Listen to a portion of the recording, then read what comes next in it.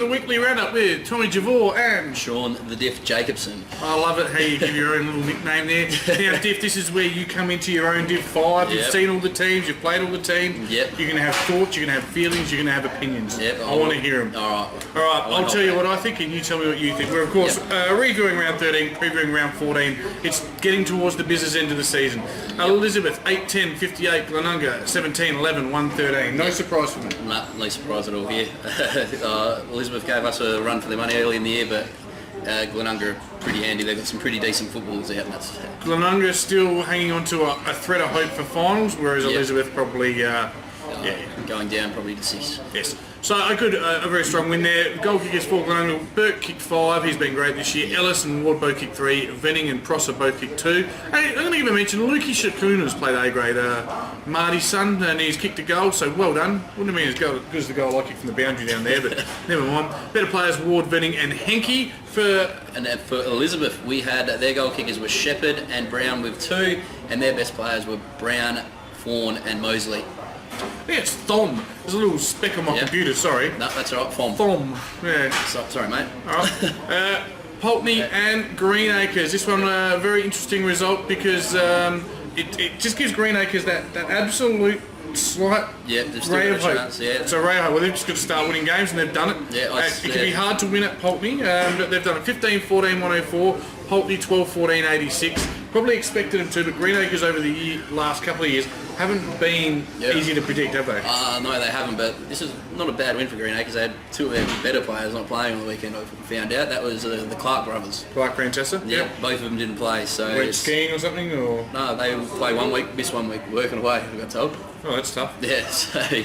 For Greenacres, it was Little with 4, Fishhook and Smith both kicked 3, a host of singles, Wheaton, Rawlings and Pete Smith, the better players. And for Pulteney, we had Jessen with 4 and Forbes with 2, and their best players were Barris, who's always in there, Kikianis and Frick. Yep.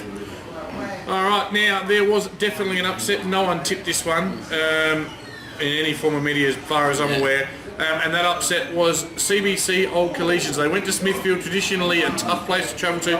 Accurate kicking got them over the line. 14-9, 93. Smithfield 11-14, 80. A 13-point win there to the Dolphins. Interesting to note as well that third quarter, isn't it? CBC 4 goals to Smithfield just for 2 points. Yeah. And there was 6 goals up, or the 5 and a bit goals up at 3/4 time, Smithfield, CBC. So they came home with wet sail Smithfield. Damage had been done already. Yeah, CBC still able to score some goals and got the chocolates there by 13 points. For CBC, Bowden and Pickering both kicked 4. Meglieri and Dubridge both kicked 2. Portland Hotel. Don't get wrong. Glenn, McDonald and Dubridge were the better players. Yep, and for Smithfield we had Nisbet with 4 and Ashby with 3, a heap of singles, and their best players were Grogan, Thompson and Ashby. No worries. Now, our game of the round, although I'm sure you'll suggest the Rosewater Hectorville was game of the round. But have a quick look at this one. This one was the battle for these two teams sat second and third. Yep, it was Lockleys and Blackfriars. It was at St Dom's Oval, and in the end, it was Blackfriars. They fell in a hole in the last quarter. Lockleys got over the line. 12-13, 85. Blackfriars 11-15, 81. Yeah, no, because it was always going to be a tie game. These two are pretty handy. I'd probably say they're the best 2 I've played this year. So Blackfriars taking a 14-point lead into 3/4 time though. With at home, you'd expect them to get over the line, wouldn't you? Yeah, well, 4 points in the last quarter's hurt them. Blackfriars didn't kick straight at all, and But if one of those had been goals, they win. So exactly. And Lockleys, they're a fit side. They'll always come home strong. So well done to the boys out there. There's a point in it at first quarter and 3/4 and half time. So probably been a fantastic game. For Blackfriars, Martin was the standout with 7. He was the only multiple goal kicker. Martin, Feckner and his brother Feckner were the better players. And for Lockleys, we had a few blokes kicking 2 in Russo, Micken and Narcies. And their best players were Martinello, Bosey and Rowson. Yes. Now, mate, take us for a little drive through what was a huge upset. So before this game, Hectorville were top. 6 at this point. You were 6. You had to win. Yeah. I've made some silly statements that if Rosewater didn't make the finals, I'd do some stupid things I wish I hadn't made. And I needed you to win this one. We needed it as well. I tipped you to win it, and you've done it. Tell us how it unfolded, mate. Yep, I didn't play this one. So it was Rosewater 11-9, 75, Hectorville 6-6, 42. We're just up all day. Boys won every single quarter. I reckon Hectorville just couldn't score in the first. They only had 3 goals, I reckon, at 3/4 time, and we were up by about 7 goals coming into the third quarter, and the game was just done and dusted. The back line was super, and a lot of B graders that came up, stood up, and did their role well. It was perfect. Coach Ricardo Pearce would have been reasonably happy. Oh yeah, he was reasonably happy, all right. And I have to say, he coached pretty well on the weekend, old Ricky. He made some moves. Oh, he did. Big tails. He had him sitting up back, put him in the ruck, and he just dominated all day. Tails. You might have seen firsthand over the years, old Joshie Taylor, Salisbury North. Probably. Yeah, he's way too good for rugby. Yeah. But, yeah. So, and James Taylor's not there anymore, is he? No, that's Josh Taylor, that one. Yeah, no, he's gone over to Mildura, old James. Yeah. Well, let's go through the better players and goal gears. I'll do the Hectorville ones, mate, and you can throw in some nicknames for you. When I do paint them, I go a little bit on my own little tent. So it was crack. It was the Hectorville was Illich with 3. Better players were Leap, Giovanni, Forday, and I'm going to mention Zach Stevenson as well because I love the lad. Yeah, and for us, our goal kickers were Greggy Scott, and we are the other one that usually does the show, old Snag Schroeder, and with 2, and Birchie with 2, and you mentioned them all, mate. You're right. No, bugger the rest of them. They're all useless. If you were in there, you might. Yeah, if I was in there, I'd be saying it. And our best players were Pepe, Tails, and Padgett, and Jake and Doc. Yeah, I thought that was a bit ordinary, but yeah, Ricky just pepping them up. So Reardon Dom, he has a lot to do with the club, doesn't he? Yeah. Was he part of the whole building sort of he was process? got it done. Is he an architect? No financial planner, I reckon. One of the captain was the architect that designed it back in the day. I remember doing a story on Grassroots down there when it first got put up. Fantastic. How do you find the change rooms and all that? Yeah, I don't mind them. They're pretty decent size. Ours, I'm not too sure about the visitors, but ours are a decent size. No, but your home change rooms certainly rival Stanford facility. So well done to Rosewater, and hopefully you can keep your charge moving forward. Hopefully. Looking at the leading goal kicker, again, I reckon this one's just about stitched up. Chetty Burke on 57. Weber, probably the only one that can catch him from Smithfield on 45. But it certainly does make for an interesting ladder. Like I said, you've seen these teams. Tell us about Hectorville, Lockleys and Blackfriars all sit 10 and 3. That can go any way, how everyone's been playing, but I'm probably going to say Blackfriars will probably end up finishing top, and then Lockleys second and Heckey's third, and then Logjam underneath. Sort of no idea. The top 3 are probably going to be the top 3 in any particular order, and the next 3 is what really I find intriguing. Smithfield 8 and 5, CBC and yourself 7 and 6. Yeah. Someone's going to miss, and I reckon you're all going to be dangerous should you make it. Who's going to miss?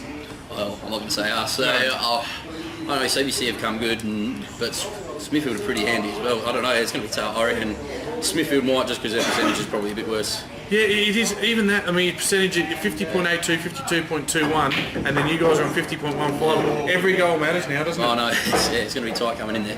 Yes. And the relegation battle's done though, just looking at that. Yeah, well, Elizabeth 3 games behind Greenacres, so yeah. Elizabeth and Pulteney will find themselves in Div 6 next year. Yep. Along with, who knows? I'm hearing little whispers that the SAFL will grow larger next year with the addition of a few teams. Yes, heard that as well. We'll see how that goes. Hectorville coming off that loss, take on Pulteney at Daly Oval, and Pulteney, they're getting them at the wrong time. Hectorville will bounce back. Yep, Hectorville will bounce back here. They'll win. Yep. And win pretty well. Yep. Greenacres take on Smithfield. Greenacres probably haven't done enough, being consistent enough. It is at Edward Smith Reserve in Greenacres. Can you see this being an upset? I hope so, but I don't think so. I think Smithfield will bounce back after that loss. I reckon they'll come out too strong. Blackfriars won't be surrendering any leads at St Dom's Oval this week against Elizabeth. They'll win comfortably. Yep. There's 2 really intriguing games to me that should shape finals and possibly top 3. CBC and Lockleys at East Parklands. No doubt you're barracking for Lockleys in this one. I would be, but this will be a tight game. Like I said, CBC have come good the last few weeks, but I think, as I said, Lockleys are probably the best side that them Blackfriars, so I reckon Lockleys will win this. Question without notice, players from either team that have impressed you this year? Carl Harris from CBC's, the one from CBC, you just know straight away, he's the medalist, so he's... What's he, on-bowler type? Yeah, on-bowler and goes up forward. And short nugget type. I reckon did he supposed to take it up? Yeah, I think so. So he's mates with Floriani, so he's been at Gaelic and all that. And for Lockleys, Marnello would be the one, straight off the bat from them. And where's he play? Right. He's a former Flinders Park big fella. Yeah. Div 2 medalist. Well, was he a Div 2 medalist? Is that right? There you go. And your game of the round, if you're going to play finals, We've got to win this. You can't drop it. It's 6th versus 7th, I think. Not in our form. Who knows what's going to happen? Well, they need to win this to play finals as well. They're not the worst. They keep winning. They play finals. It's as simple as that.